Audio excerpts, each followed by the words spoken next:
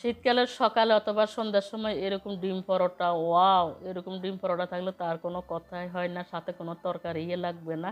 আসসালামু আলাইকুম, welcome back to my channel. আজকে আপনাদের সাথে শেয়ার করছি ডিম পরোটা। এখানে আমি সাধারণত আমরা চুলার মধ্যে যেরকম রুটির জন্য আটা করি, গরম পানির মধ্যে গরম পানিটা বলক আসলে এখানে লবণ দিয়ে আটা করে নিয়েছি। এবার এখানে আমি 6টা ভাগ করে নিয়েছি।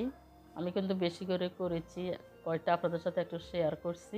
এবার 6টা গোল্লা করে নেওয়ার পরে এভাবে ডলতে ডলতে সুন্দর মতো সমান করে নিব গোল্লাগুলো, যাতে রুটিগুলো গোল হয়। বন্ধুরা, আমার রেসিপিটা প্রথম থেকে শেষ পর্যন্ত দেখবেন এবং একটি লাইক দিয়ে ভিডিওর সাথে সংযুক্ত থাকবেন। আর সাবস্ক্রাইব করে অল বাটনে প্রেস করে রাখবেন, আমি যখনই ভিডিও ছাড়ব নোটিফিকেশনে পেয়ে যাবেন। এখানে যে 6টা করেছি, আবার একটা এখানে বেলে নিব।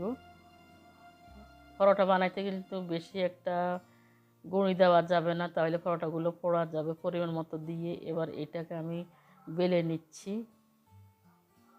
প্রথমে এক উল্টানি দিলাম, এভাবে হালকা বেলে তারপর আরেক উল্টানি দিলাম। এবার আমি হাত দিয়ে ঘুরাবো না, বেলুন দিয়ে ঘুরাতে ঘুরাতে কিন্তু রুটিটা একদম গোল করে বেলে নিব। রুটিটা বেলতে বেলতে ঠিক এরকম করে নিয়েছি। আর যেহেতু পরোটাটা একটু হালকা ভারী হইতে হইব, তাহলে খাইতে কিন্তু একদম সফট সফট লাগে, বেশি পাতলা করলে কিন্তু শক্ত হয়ে যায়। আমি এরকম করে বেলে নিয়েছি একটা। এবার এভাবে আমি সবগুলো বেলে নিব। হালকা একটু মোটা রেখেছি, দেখতে পাচ্ছেন।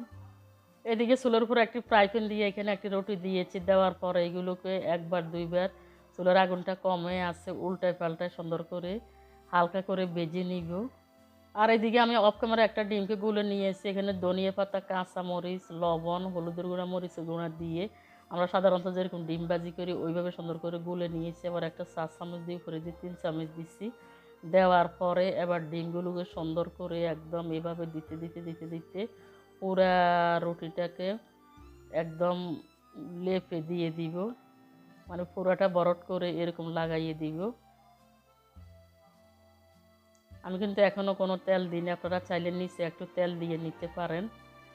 এবার আমি এই পিঠ লাগানোর পরে দিয়ে এবার নিচে হালকা একটু তেল দিয়ে দিব।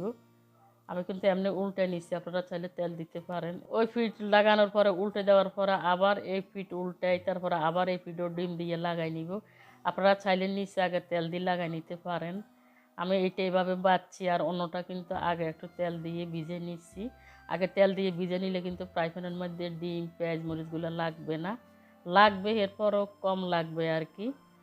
এবার এই পিঠও দেওয়ার পরে এবার আমি একটু তেল ঢেলে দিব। তেলটা দেওয়ার পরে এবার চতুর্দিকে দিয়ে ঘুরি ঘুরি লাগাই দিব। এই যে আমি একটা বাটির মধ্যে তেল নিয়েছি, এবার তেলটা চতুর্দিকে ঢেলে দিয়েছি। এবার তেলগুলো আস্তে আস্তে নিচে দিয়ে শোষণ করতেছে, দেখতে পাচ্ছেন, একদম বুদবুদ করতেছে। এবার এগুলোরে আরেকটু হোক, আরেকটু হওয়ার পরে আস্তে আস্তে উল্টাই দিলে এই যে সুন্দরভাবে উল্টানো হয়ে গেছে। এভাবে করে কড়া করে ভেজে নিব কালার করে, তাহলে খেতে কিন্তু পরোটাগুলো অনেক মজা লাগবে, অনেক ভালো লাগবে। এভাবে চেপে চেপে ভাজতে হবে, যাতে ডিম, পেঁয়াজ, আলু, মানে পেঁয়াজ, মরিচ সব ভাজা হয়ে যায়। আর দেখতে কত লোভনীয় লাগছে, খেতে কিন্তু অসাধারণ মজা লাগছে, যা ভাষা প্রকাশ করার মতো না। যারা কোনো সময় এরকম ডিম পরোটা ভাজেন না, আমার রেসিপিটা দেখে ভেজে নেবেন। যে এটা আমি তুলে নিয়েছি, কতটা লোভনীয় লাগছে, তাই না? এবার আমি তাওয়ার মধ্যে আরেকটা পরোটাকে একদম উল্টে পাল্টে নিয়ে নিচে তেল দিয়ে ভেজে তারপর উপর দিয়ে ডিম দিয়ে দিচ্ছি। ডিম দেওয়ার পরে সুন্দর করে আবার মুচমুচে করে ভেজে নিয়েছি, দেখতে পাচ্ছেন।